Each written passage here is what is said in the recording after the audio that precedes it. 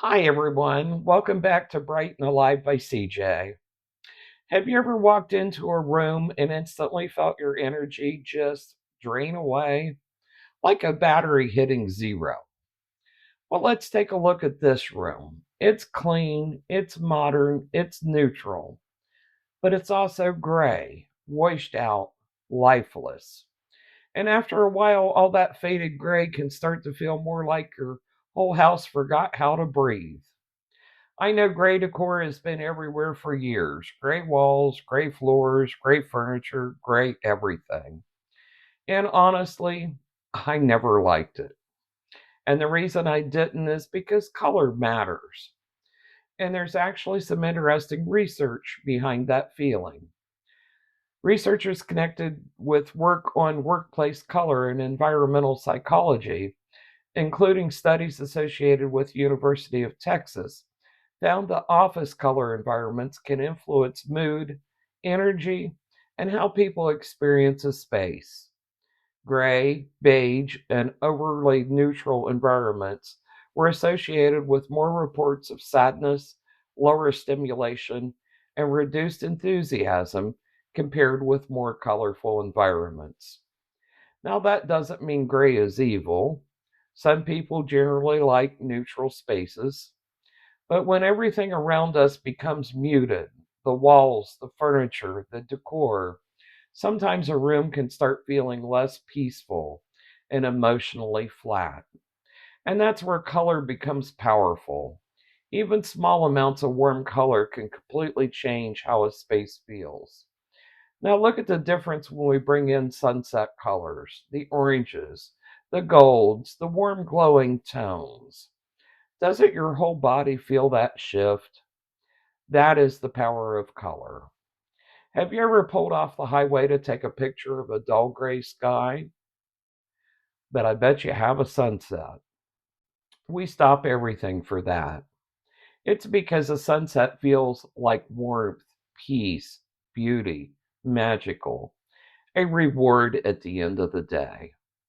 And when we bring those colors into our homes through rugs, pillows, art, and decor, we are bringing some of that feeling inside with us.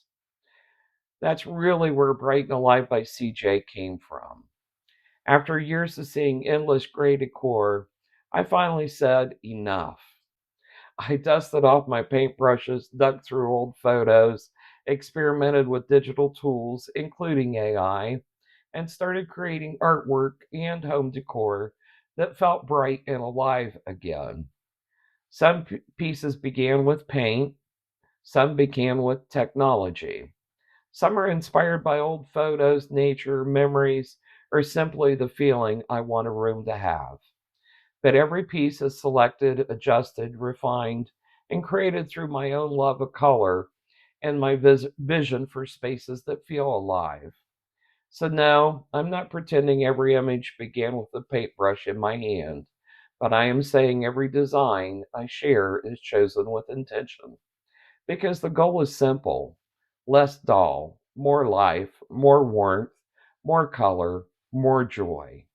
So here's my question for you: are you team faded gray or are you team bright and alive? Let me know in the comments. And before you panic and think I'm about to change or to tell you to repaint your entire house orange, I'm not.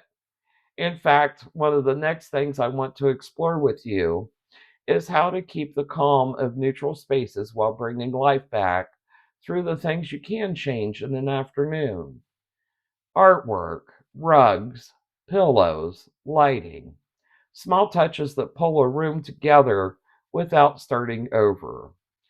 So, even if you're living in a faded gray space right now and aren't ready to paint the walls sunset orange, subscribe and stay tuned because I'm going to show you how to use color to completely change the vibe of a room without the overwhelm. Let's leave the lifeless gray behind and create a home that's truly bright and alive. If this lifted your mood even a little, I'd love for you to subscribe and help grow the brightest little community on YouTube. See you in the next video. Thank you.